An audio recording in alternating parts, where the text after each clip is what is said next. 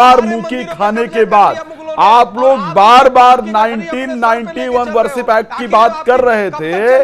आज supreme court के मुख्य न्यायाधीश डीवाई चंद्रचूड़ जी ने बिल्कुल स्पष्ट रूप से यह शब्द कह दिया है कि ये 1991 वर्शिप एक्ट का उल्लंघन कैसे हो सकता है। भाई रिलीजियस कैरेक्टर तय करने की तो बात की जा रही है, तो उसमें 1991 वर्शिप एक्ट का उल्लंघन कहां से हो सकता है। और प्रत्युष भाई मैं एक बात और बता दूं, 27 जुलाई 1996 को एक बार और कोर्ट ने इसका सर्वे कराया था, सर्वे कराने के लिए कहा गया था।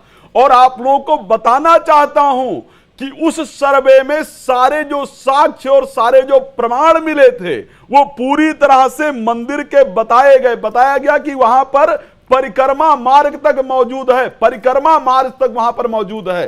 प्रॉब्लम आप लोगों की है, आप लोगों का पता है दिक्कत क्या है। आप लोग कानून नहीं मानना चाहते, कानून पर आपको भरोसा नहीं है, आपको सरकार पर भरोसा नहीं है, आपको सरकारी संस्थाओं, सुन लो यार, इतनी देर से चिल्ला रहे, सुनो आराम से, ठीक है। एक तो सीधे सीधे जब कोर्ट बार बार कह रही है, जब कोर्ट बार बार कह रही है कि उसको सर्वे करने दीजिए, सर्वे से दूध का दूध और पानी का पानी हो जाएगा, बार बार लंगा लगा रहे, क्यों प्रयास कर रहे हो, क्यों प्रयास कर रहे हैं। पूछना चाहता आप पूछने वाले होते अब कौन हो। आपको कोर्ट ने क्लियर जवाब दे दिया है। आया था बाबरी मस्जिद का फैसला आया था तो भारत के मुसलमान ने क्या कहा था, सुप्रीम कोर्ट का जो भी फैसला आएगा वो हमें स्वीकार है। लेकिन सुप्रीम कोर्ट का ही तो फैसला है, सुप्रीम कोर्ट का ही फैसला है जो आपको स्वीकार सुप्रीम कोर्ट का फैसला नहीं है। आप किसको मानते हो, आप हदीस के फैसले को मानते हो, आप मुस्लिम मसल्ला बोर्ड के फैसले को मानते हो, आप सुप्रीम कोर्ट का फैसला नहीं मानते हो। लेकिन आप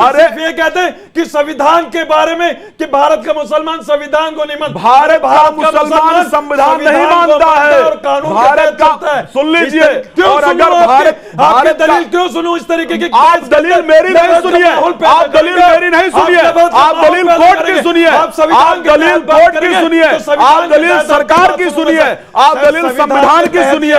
या तो आप सुनेंगे और या कानूनी रूप से आपको सुनवाया जाएगा, या तो आप सुनेंगे या कानूनी रूप से आपको सुनवाया जाएगा। अश्विनी दुबे जी, जिसका जिक्र मैंने अभी किया था नाजिम भाई से, 1937 का जो कोर्ट का जो फैसला था जिसमें मस्जिद को वक्फ बोर्ड को दे दिया गया था, तहखाने का था कि तहखाने का मालिकाना हक व्यास परिवार के पास रहेगा। मुस्लिम पक्ष कह रहा है कि जब उसी वक्त यह तय हो चुका था तो उसके बाद इस मामले को फिर से क्यों उठाया जा रहा है, बेवजह क्यों उठाया जा रहा है। फिर मथुरा का जिक्र आता तो कहते हैं कि भाई 68 में जो एग्रीमेंट हुआ था वो भी तो एक एग्रीमेंट था, फिर क्यों इसको दोबारा से उठाया जा रहा है, रीओपन क्यों किया जा रहा है। प्रत्युष भाई, आपके चैनल के माध्यम से मैं सभी लोगों को बताना चाहूंगा कि वो जजमेंट अवेलेबल है, रिपोर्टेड है 1942 SCC ऑनलाइन इलाहाबाद पेज 56। वो पढ़ लें। दीन मोहम्मद का केस जो 62 हक 1936 है, उसके महत्वपूर्ण बिंदु भी मैं बता देता हूं। वो दीन मोहम्मद ने सूट नंबर 62 हक 1936 फाइल किया था। हिंदू कम्युनिटी का एक भी व्यक्ति उसमें प्रतिवादी नहीं था। पहला वो सूट था उस समय secretary of state of India through district magistrate Banaras और अंजुमन इंतजामिया मस्जिद बनारस। अब उसमें डिक्लेरेशन ये मांगा गया था कि जो लैंड नंबर 9130 है जो बनारस में है, 1 बीघा 9 बिस्वा 6 धुर, वो उसको जो है वक्फ के पोजीशन में है और वहां पर मुस्लिमों का राइट है प्रेयर करने का, अलविदा प्रेयर करने का, रिलीजियस और लीगल राइट है। इस बात को मौलाना कादरी बहुत अच्छे से एग्री करेंगे, बहुत अच्छे व्यक्ति हैं वो। दूसरा ये प्रत्युष भाई, मैं मौलाना कादरी के खिलाफ मुकदमा डालूं और मौलाना कादरी को पार्टी ना बनाकर प्रत्युष भाई को पार्टी बना दूं, तो आप ये बताइए मौलाना कादरी साहब उसके ऊपर कैसे इंप्लीमेंट होगा वो जजमेंट। तीसरा, जो हिंदू पक्ष में कोई व्यक्ति वहां पर जब पार्टी नहीं था तो हिंदू पक्ष के ऊपर वो फैसला कैसे लागू होगा। उसके बाद उसमें यह भी बता देता हूं, गौरी शंकर की एग्जामिनेशन हुई DW1, मंगला प्रसाद की एग्जामिनेशन हुआ DW2, पंडित माधोराम साउथ का एग्जामिनेशन हुआ DW3, जगन्नाथ प्रसाद मेहता का एग्जामिनेशन होगा, द्वारका दास का एग्जामिनेशन हुआ, लक्ष्मी दास का एग्जामिनेशन हुआ, माधव प्रसाद, विनयनंद तिवारी, ऐसे करके 15 लोगों की गवाहियां हुई। और उसमें क्या निकल कर आया प्रत्युष भाई, फिर मैं बता रहा हूं कि उस जगह पर माता श्रृंगार गौरी की पूजा पुराने मंदिर में हमेशा से होती आई। उसमें निकल कर आया कि अभी मुक्तेश्वर वहां पर वर्शिप हो रहा है और वो इनविजिबल फॉर्म में है, और परिक्रमा जिसकी बात स्वामी चक्रपाणी जी कह रहे हैं अभी मुक्तेश्वर की हो रही है। श्रृंगार गौरी सिचुएटेड है पंच मंडप में, और वहां उनकी पूजा हो रही है। ज्ञान मंडप, मुक्ति मंडप, वरोज मंडप, शोभा मंडप, श्रीनाथ श्रृंगार मंडप है। मुक्तेश्वर अंडरग्राउंड हर इंडिविजुअल फॉर्म में है और वर्शिप हो रहा है डिवोटीज का। हिंदू ओनर से पूरे लैंड के और पूरी जो जमीन है इनसाइड बाउंड्री वॉल वो हिंदूज के पोजीशन में है। पंचकोशी परिक्रमा अंडरटेक हो रही है, वहां पर पूजा और वर्शिप हो रही है। अब ये सारे अभी और भी हैं, लेकिन मैं इतना ही बता देता हूं जी। यानी ये रिलीजियस कैरेक्टर 1936 1937 का ये क्लियर था, ये क्लियर था। और यार बात सुन लीजिए, उस समय एएसआई के एक ऑफिसर थे एएस अतेलकर, हाँ। उन्होंने भी यही बात वहां पर जाकर के कही, तो वो तो अंडर चैलेंज है ही नहीं है। लेकिन सवाल फिर मैं एक बात कह रहा हूं 1991 के प्लेसेस ऑफ वर्शिप एक्ट का है। आज भी फिर मैं बड़े आदर के साथ कहता हूं कि मौलाना कादरी साहब जैसे जो अच्छे लोग हैं उन लोगों को फोर फ्रंट पे आना चाहिए। इसलिए आना चाहिए कि ये लोग जब तक नहीं आएंगे तब तक ऐसे बहस चलती रहेगी। आज फिर मैं कह रहा हूं मुकदमा डला उसी समय लोग आते ना, मस्जिद कमेटी के लोग आते, कहते भैया आइए डिवोटीज आप आइए, आप पूजा करिए, हमारी बहनें की लिस्ट है, पता है 30,000 की लिस्ट है। पूरा देश खोदा जाएगा, कहां निकल के आएंगे। तो सबसे पहले स्वामी क्या करेंगे कि एक बात से आखिर में यही होगा फिलहाल तो ज्ञानवापी के फैक्ट सामने रखे जा रहे हैं। फिलहाल तो ज्ञानवापी के फैक्ट सामने रखे जा रहे हैं। आप 300, 3,000, 30,000 की बात कर रहे हैं, उसकी तो बात ही नहीं हो रही। आप एक लाइन में क्यों नहीं कहते, जैसे योगी जी ने कहा कि ज्ञानवापी ही कहिए उसको, तो विवाद ही खत्म हो जाएगा। तो एक लाइन में यही कहिए ना, मुसलमान ने कहिए इन लोगों को, तो विवाद ही खत्म हो जाएगा। ये तो खुद ही अपने आप में हिंदू हो जाएंगे। ये तो कोई दलील है तो क्या वो अपने धार्मिक स्थल को लेने के लिए कोर्ट नहीं जा सकता है?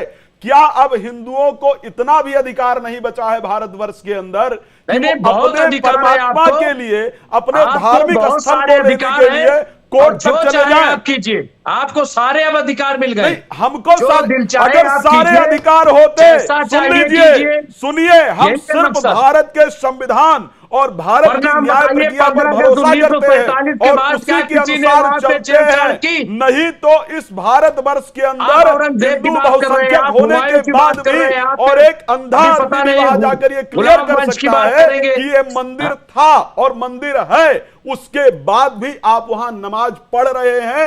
ये हिंदुओं की सहनशीलता है, इसको ध्यान रखिए। हम लोग सदैव न्यायपालिका पर, न्याय पर भरोसा करते हैं हम भी और हम चाहते हैं कि आप छोटे भाई की तरह आए और कहें वास्तविकता में जिस बर्बर और जो बर्बरता की थी हम उसके साथ नहीं हैं, हम आप हिंदुओं के साथ हैं, हम भाईचारा निभाते हैं। और चलो या तो हम बैठ करके बात करके इसको सॉल्व करते हैं, और या तो जो कोर्ट का कार्य चल रहा है उस पर हमें कोई ऑब्जेक्शन नहीं है, साइंटिफिकली जो निकल करके आएगा उसको एक्सेप्ट करेंगे। आप ये करते। कादिर साहब देखिए सर, नहीं एक मिनट साहब, मुमताज आलम साहब जरा सुनिए आप।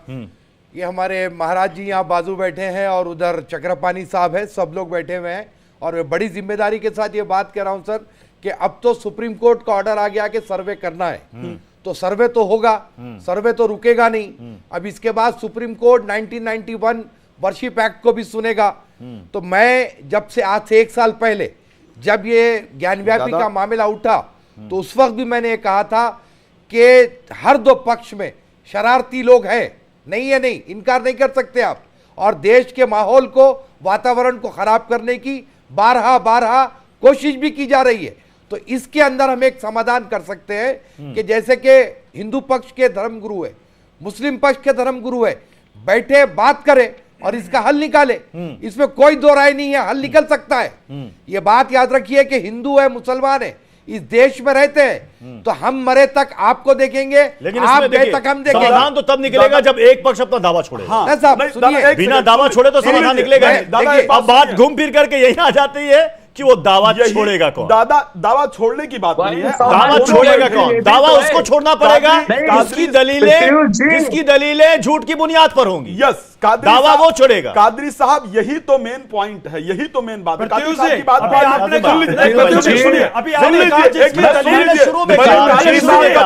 सर्वे पर बार-बार आपत्ति, आप घुमा फिरा रहे थे। सुन लीजिए, ढांचे की संरचना को कादरी साहब में खरोचा जाएगा, खुदाई की जाएगी, नुकसान पहुंचेगा। वहां पर सुन लीजिए प्रत्युष जी, सुन लीजिए, मैं बताता हूँ, ऐसा कुछ भी नहीं है। ठीक है, ढांचे तोड़ने न तोड़ने ये सब कुछ नहीं, मकसद जो था वो यही है कि वहां पे मस्जिद न रहे बस।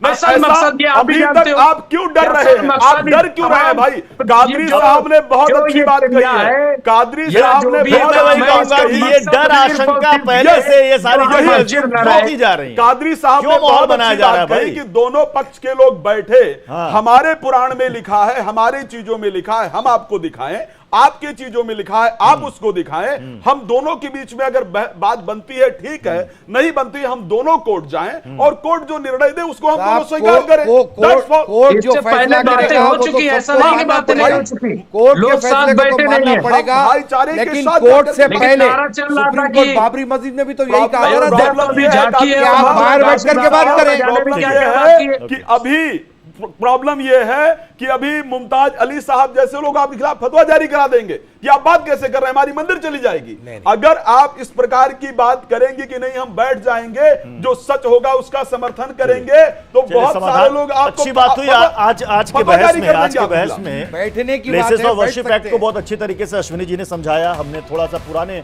कानूनी मामलों को भी समझा कि 1936 1937 का जो कोर्ट का फैसले का जिक्र किया जाता है कि उसमें था क्या, वो भी इन्होंने अच्छी तरीके से समझाया। मुझे लगता है बहुत सारी चीजें आज क्रिस्टल क्लियर हो गई कि रिलीजियस कैरेक्टर को लेकर के जो बार बार यहां पर बहस की जाती है वो आखिर में है क्या। अब समाधान तो निकलेगा या तो कोर्ट से या कोर्ट के बाहर। दावा किसी एक को छोड़ना पड़ेगा, छोड़ेगा कौन? उसके लिए साक्ष्य की जरूरत होगी जिसकी दलीलें खोखली हैं। बहरहाल बहुत बहुत शुक्रिया हमारे साथ सबका हिसाब होगा में जुड़ने के लिए। एक छोटा सा ब्रेक के बाद आगे देखिए संपूर्ण राष्ट्र। आ चुके हैं अभितोष और करिश्मा दोनों, प्लीज आइए। धन्यवाद।